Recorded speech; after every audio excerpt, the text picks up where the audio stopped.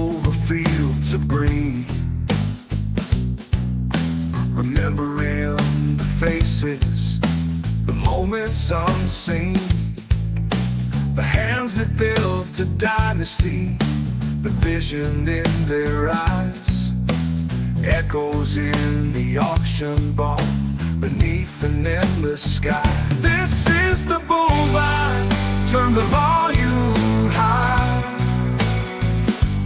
for the icons of the ages that never will die.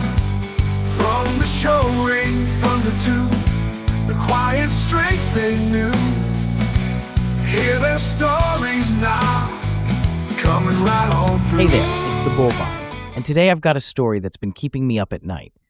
It's about the Royal Winter Fair coming up next week, but it's really about so much more than that. It's about an empty chair that somehow fills an entire barn. It's about dreams that outlive the dreamers. And it's about 6 operations that are about to walk into that ring carrying way more than just show halters. Let me start with something that hit me like a ton of bricks this week. For over 70 years, think about that, over 70 years, Paul Ekstein attended the Royal Winter Fair every single year. This November will be the first without him. Paul passed away earlier this year at 91.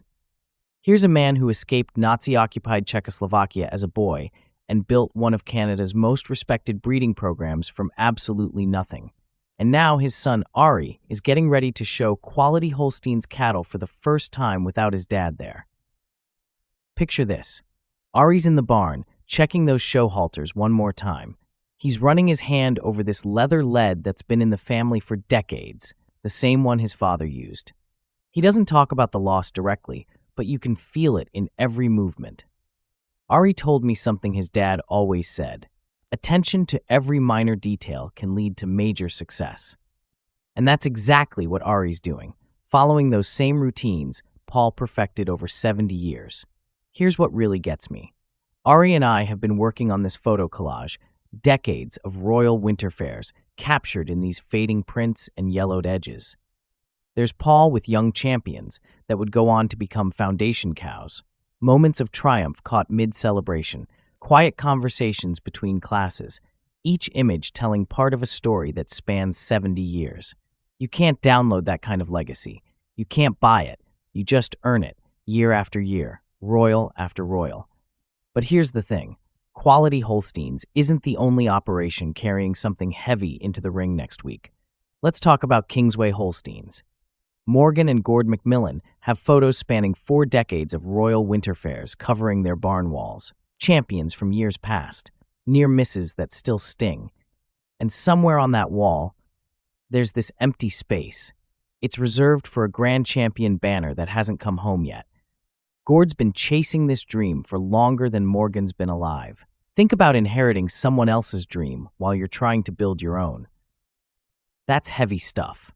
Here's what blows my mind about Kingsway. They're ranked as Canada's #2 breeder of all time for excellent cows, and they had no idea. They market so many heifers and cows every year, with animals scoring excellent in other herds, they never even tracked the total. That kind of humility, focusing on the work instead of the recognition, that tells you everything about who these people are. Their foundation cow, Kingsway Sanchez Arangatang, she died earlier this year at nearly 15 after producing 18 excellent daughters. 18! Her genetics are now thriving in robotic dairies in Saskatchewan, grazing operations in the UK, show herds across North America. Her influence keeps spreading, even after she's gone. So you've got Arangatang's granddaughters being prepped for Thursday's heifer show. You've got Ari showing his father's genetics. Both operations entering the Royal, carrying forward the work of those who can't be there to see it. That changes everything about what winning means. Now, if you want to talk about shock value, let me tell you about the 2018 Royal Winter Fair. Ferme Jacobs didn't just win, they swept. Grand Champion with Jacobs Winbrook Amo, Reserve Grand Champion with Jacobs L'Authority Loana, both homebred from 2 different cow families. First time any Canadian breeder had swept Grand and Reserve with homebred animals since 1969. But here's what really mattered. In an industry going crazy over genomic testing and data analytics, here was old-school proof that traditional breeding wisdom, cow families first, genomics last, still works. The Jacobs family refuses to use any bull that's minus for milk. They never flush cows during show season because they believe it compromises that natural bloom judges reward. They're teaching the next generation, and not just about cattle. They're teaching about character. How to win with grace, how to lose with dignity, how to keep going when neither happens. Picture 3 generations working together in that barn, each with specific roles, nobody needing to be told what to do. This is knowledge passed hand to hand, season to season, the kind you feel in your bones after enough cold mornings and late nights. Now let me tell you about 2 guys who've turned passion into a business model. Simon Lalonde from Ferme Blondin. This guy walks differently than other breeders. There's this energy, this urgency. For Simon, the show ring isn't just competition, it's the engine that drives his entire operation. Cattle and embryo sales are his core business, and every royal appearance creates ripples that reach buyers worldwide. Simon put it perfectly. Success is built on 3 things: passion, hard work, and perseverance. But passion comes first. Without that, the other 2 don't matter. Then there's Pierre Boulet. This man has achieved something extraordinary. More EX97 cows than anyone in the industry. EX97. That's near perfection, and he's done it repeatedly. Like Simon, Pierre built his operation around cattle sales. He understands that the show ring creates market demand. Both these guys have turned their eye for exceptional cattle into thriving businesses where passion and profit reinforce each other. These aren't just breeding operations. They're places where dreams take physical form, where excellence becomes tangible in the arch of a top line, the depth of a rib, the walk of a champion. But if you want to talk about scale, let me blow your mind with Westcoast Holsteins. Operations spanning multiple farms across provinces, thousands of milking cows, thousands more young stock. You'd think excellence would get lost in those numbers, right? Wrong. They've created systems that identify individual brilliance within industrial scale. Their elite show prospects live in group housing specifically designed to maintain competitive appetites. It takes a team of dozens, each trained to spot that 1 in 1,000 spark that separates good from great. Think about the logistics here. Somewhere in those thousands of cows, someone noticed one special heifer, pulled her out, invested months of preparation. That's systematic excellence at a scale that shouldn't be possible, yet somehow is. Now, all these operations, they're deep in final preparation right now. What started 8 to 12 weeks ago with strategic feeding programs has evolved into something approaching devotion. Picture this scene from earlier this week. A young woman spending 45 minutes working on a single heifer's top line. Not because anyone told her to, but because she could still see room for improvement. Her grandmother standing nearby, occasionally offering suggestions drawn from decades of fitting cattle. 3 generations of knowledge concentrated in one moment of preparation. At Quality Holsteins, this preparation carries extraordinary weight. These are the same routines Paul perfected over 70 years. Now Ari executes them with matching precision. As Ari says, echoing his dad, superior care allows cows with great genetics to look amazing day in and day out. But preparation goes way beyond the physical. These families have spent months building trust with their animals, loading them on practice trailer rides, inviting visitors to desensitize them to crowds, teaching them that the chaos of the show ring is just another day with people who care about them. Last year at the Royal, there was this young handler sitting quietly in the straw beside her heifer, just being present, no agenda, no training, just companionship. It reminded me of the kids who will be competing in the TD4H Classic starting Monday. That's where the next generation learns these same lessons. I actually competed in that event myself for over a decade when it was called the Scotiabank Hayes Classic. I know firsthand what those quiet moments of connection mean. That's the preparation you don't see in the ring. The relationship that makes an animal trust you enough to show at their best when everything matters most. Here's what amazes me after covering dairy breeding for years. These 6 operations couldn't be more different in approach, yet all consistently produce champions. Ferme Jacobs prioritizes cow families over genomics. Kingsway favors proven sires whose names stay in the marketplace long enough to build real pedigrees. Quality, under Ari's careful hand, pursues uncompromising type while maintaining production, honoring Paul's vision while adapting to current realities. Simon Lalonde and Pierre Boulet have built their businesses on showring excellence and cattle sales. Westcoast leverages massive scale to accelerate genetic progress. Next Thursday's heifer show and Friday's cow classes, the philosophy won't matter. Judge Joel Lepage and his associate J.P. Proulx will evaluate what's in front of them: structural soundness, mammary quality, dairy strength, that hard-to-define presence that separates good from great. Yet somehow, all these different approaches converge on the same fundamental truth. Excellence is excellence, regardless of how you achieve it. They're all optimizing for permanence, building something that lasts. Whether through cow families or genomics, passion or scale, they're creating genetics that will influence the breed long after the banners are forgotten. And here's where it gets really interesting. The competition intensifies with elite U.S. operations crossing the border. Budjon, Triple-T, Curry, Ackley, Milk Source, Butlerview, they're all bringing their own decades of excellence to the ring. These American powerhouses remind everyone that excellence knows no borders. Next Thursday and Friday, Joel Lepage and J.P. Proulx will evaluate cattle from 2 nations' worth of dreams. Yet somehow, with Paul's empty chair and these families' intertwined stories, this year feels less about international rivalry and more about shared dedication to excellence. Let me put this in perspective.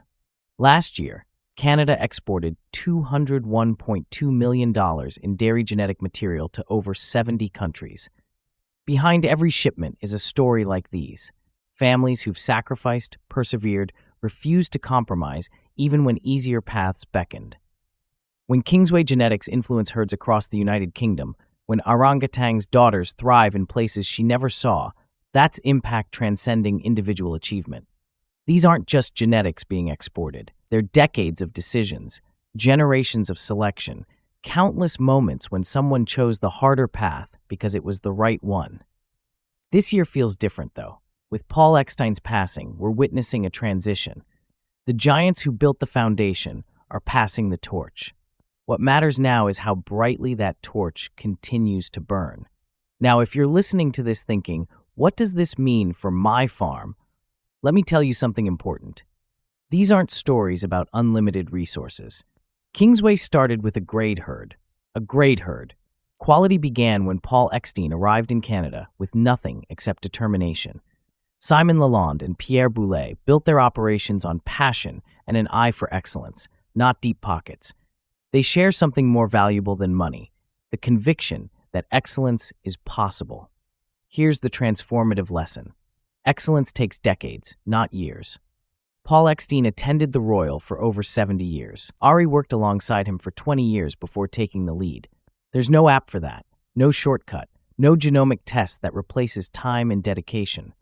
Whether you trust data or intuition, whether you're breeding for your own herd or building a business around genetics, what matters is consistency. Showing up, keeping going when progress feels invisible. In an age where technology promises quick fixes, these operations remind us that some things can't be rushed.